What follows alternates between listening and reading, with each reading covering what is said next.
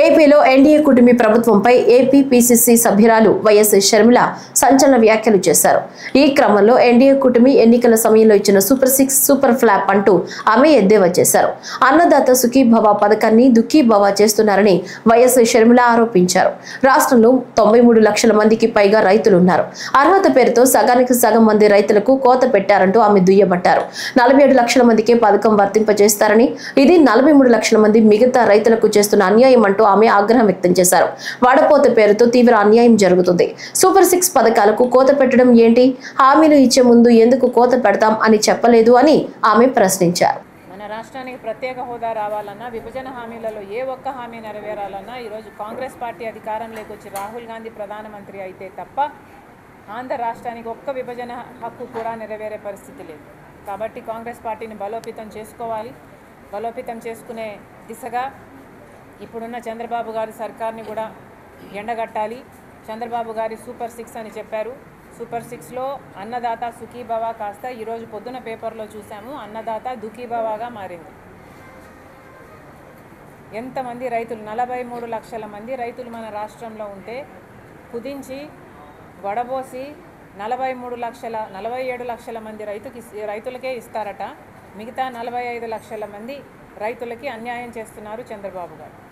ఇది అన్యాయం కాకపోతే ఏమంటారు?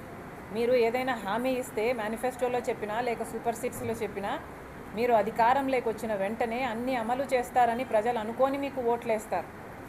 కానీ ఇప్పటికి 1 సంవత్సరం గడిచేపోయింది. అన్నదాత సుఖీభవ ఎవరికీ ఇవ్వలేదు.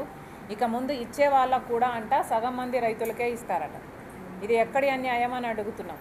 తల్లికి వందనం పేరు మీద కూడా ఇస్తాము అని చెప్పారు.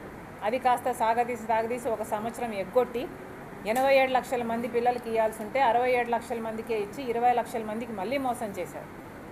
సూపర్ 6 కాస్త సూపర్ ఫ్లాప్ అయ్యింది అనక మరి ఏమనాలి? నిరుద్యోగ భృతికి 3,000 రూపాయలు ఇస్తామని చెప్పారు. ఇంతవరకు ఒక్కరికి కూడా ఇవ్వలేదు. ఒకరికి ఉద్యోగం వచ్చిందా అంటే అది లేదు.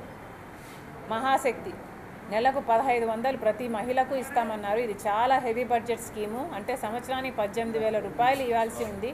కనీసం 1,80,00,000 మందో లేకపోతే 2 కోట్ల మందో మహిళలకు ఇవ్వాల్సి ఉంటుంది.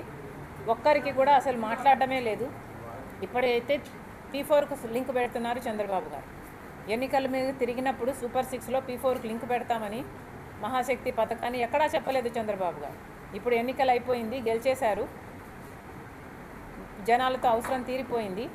కాబట్టి ఇప్పుడు ఎక్కడ పథకం అమలు చేయాల్సి వస్తుందోనని ఇప్పుడు P4కు లింక్ పెడుతున్నారు. ఇది అన్యాయం కాకపోతే, మోసం కాకపోతే దీన్ని ఏమనాలి?